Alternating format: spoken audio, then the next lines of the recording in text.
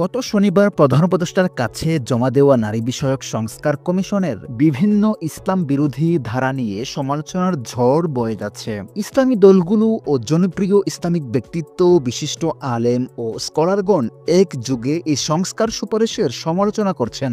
তারা শুধু এই সুপারিশ বাতিলই নয়, বরং এই কমিশন বাতিলেরও দাবি করছেন। আলোচিত সংগঠন হেফাজতে ইসলাম নারী সংস্কার কমিশন বাতিল সহ 5 দাবিতে আগামী 3 মে রাজধানীর সোহরাওয়ার্দী উদ্যানে মহাসমাবেশ ডেকেছে। এর মধ্যে এই সংস্কার কমিশন বিলুপ্ত ঘোষণা না করলে কঠোর কর্মসূচির হুঁশিয়ারি দেওয়া হয়েছে। ইসলামী ধারার প্রায় সব দলই নারী সংস্কার কমিশনের সুপারিশের কড়া সমালোচনা করেছেন। যারা অন্তর্বর্তী সরকারের পক্ষে এতদিন জোরালো ভূমিকা রেখেছেন, তারাও এই ইস্যুতে সরকারের কড়া সমালোচনা করছেন।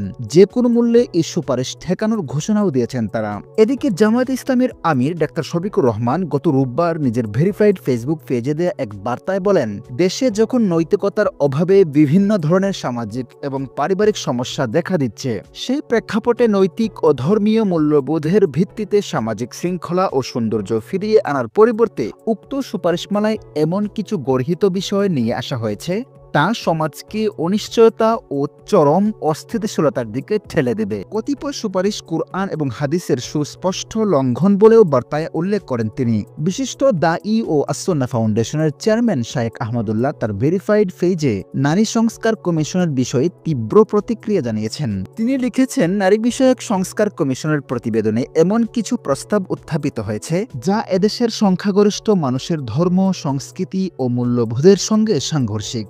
প্রস্তাবনায় এদেশের সংখ্যাগরিষ্ঠ নারীদের বিশ্বাস, চিন্তা চেতনা ও আকাঙ্ক্ষা সম্পূর্ণভাবে উপেক্ষিত হয়েছে। প্রতিবেদনের পরতে পরতে আঁকা হয়েছে পরিবার ব্যবস্থা ভেঙে ফেলার এক গভীর নীলনকশা।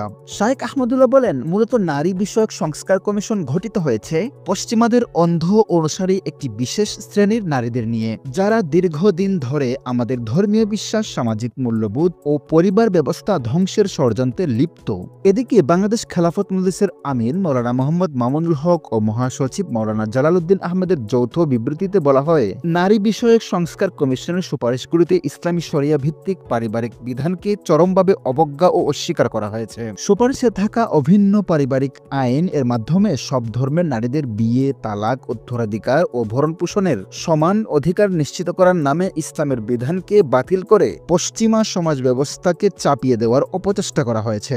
নারী বিষয়ক সংস্কার কমিশনের সাম্প্রতিক প্রস্তাবনাকে ইসলাম বিরোধী আখ্যা দিয়ে এই কমিশন বাতিলের দাবি জানিয়েছে জমিয়তে উলামায়ে ইসলাম বাংলাদেশ।